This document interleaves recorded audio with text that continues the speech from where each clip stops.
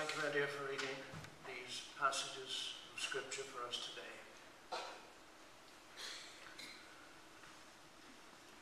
Well, I'll try and for a little while take up this theme, if I may, and say what I have to say about unity and getting on with one another. Though there are people who will walk into a church and the first impression that they get is, this is not for me. I came upon this story which has relevance, I think. Immediately after the service, the minister announced there will be a meeting of the board. The service concluded and board members gathered at the back of the sanctuary, only to find a stranger in their midst. The man was a first-time visitor. "Friend," said the minister, "do you know that this is a meeting for the board?" "Yes," the visitor replied, "and after today's sermon, I suppose I'm just about as bored as anybody else." So bear that in mind before this sermon ends. Here's a question. Do two walk together unless they have agreed to do so? This is the Old Testament question. Here's Amos asking us about this. Do two walk together unless they have agreed to do so? Walking together in agreement is one thing, yet that advice from Amos is echoed and enlarged by the message of the preacher in Ecclesiastes, also in the Old Testament, where he says, "Two are better off than one, because together they can work more effectively. If one of them falls down, the other can help him up. But woe to the one who is alone and falls down and does not have another to help." I was quite amused when I remembered, a long time ago, conducting a joint uniformed parade service for Girl Guides and Boy Scouts. I told them I needed several volunteers to come forward so that I might see if any of them wanted to get married. And we talked. Well, actually, quite a number came out. Surprisingly, they rushed out, and I arranged that 2 boys and 2 girls would represent the rest of them involved at this point in the church in discussing what would be the right thing. Although they were a bit embarrassed, yet they were brave enough to take up the challenge. I told them that the main exercise of all that we were doing was to emphasize the meaning and importance of the word etiquette. So I asked them at their marriage ceremony, what side of the groom should the bride be standing? That's easy, isn't it? But they weren't terribly sure. So I informed them that the bride walked into church and up the aisle on her father's right arm, and then she moved to the left-hand side of the man she was to marry. We agreed in that? Yeah? Why was that? What was this etiquette all about? The answer required was because the old tradition stated that the groom needs to have his right hand free for his sword arm to protect his bride. Right? But as you will imagine, if you were left-handed, you would be in great trouble. Or why did the man out strolling with his young lady walk on the outside? Well, you all know that, don't you? Because in olden days the pavements were narrow or non-existent, and they would soon be muddy and wet, and passing carts and carriages would regularly send out a shower of water and mud. Therefore, the poor man always walked on the outside of the lady so as to screen and protect her from the splashing mud. Though it didn't do him much good, did it? But this is etiquette, which also states that normally a man should step back and allow his lady to go ahead of him, as when she enters a room, shall we say. He opens the door for her and lets her go first. Yet there are several times when a man must go ahead of his lady, as for instance, when the man would be stepping down from a train or a bus to lead her down the steps and guide her to safety.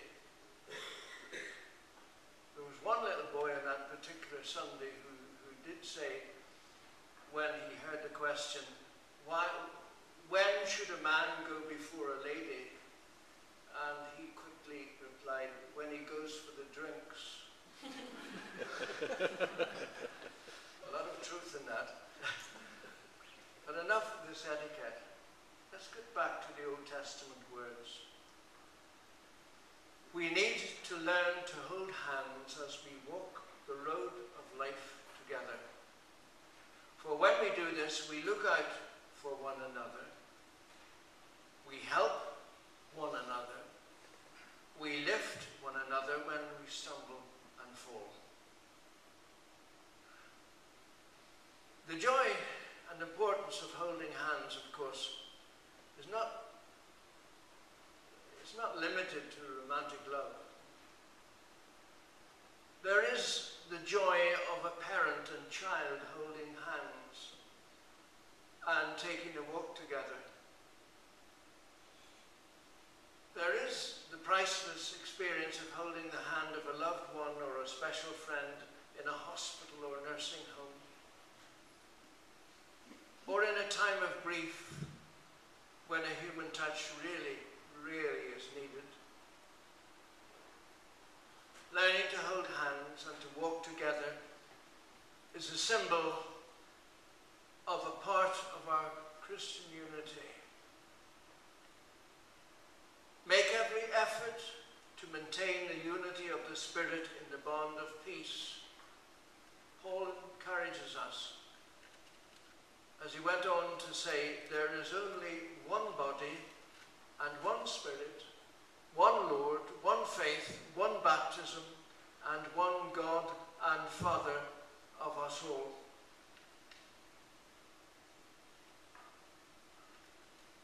No service on Christian unity would be complete, of course, without a word from that famous 18th century cleric.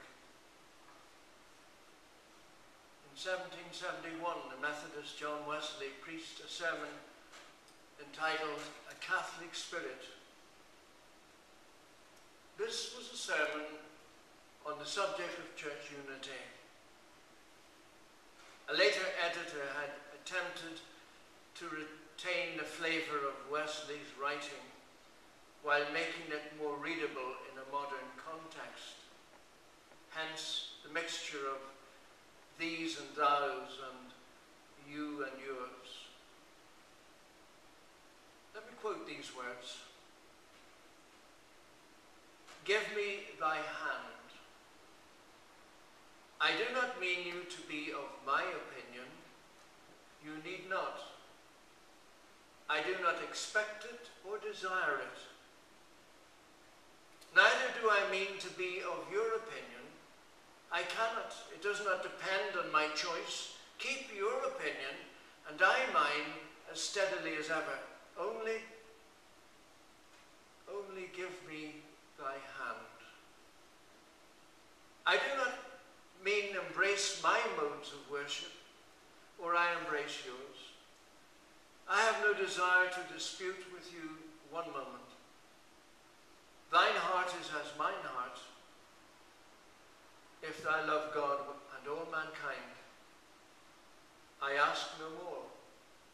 Just give me thy hand. And this is how we make every effort to keep the unity of the Spirit through the bond of peace. An American minister tells of traveling with 3 other clerics as they attended a general assembly of their church denomination. They arrived early and decided to have an evening meal before going on to the church where their meeting was due to be held. While they were in the restaurant, a violent storm came up. By the time they made their way to the church, the dark clouds looked ominous. Parking the car, the minister who tells his story relates that his 3 friends stepped out of the car while he remained behind a few more seconds to collect his papers. When he finally opened his door and stepped out, Sam, one of his ministerial friends, was standing there beside the car. "Sam," I said, somewhat humbled and embarrassed, "were you standing out here waiting for me?" "Well, yes, I was," Sam replied. "I didn't want you to have to walk by yourself."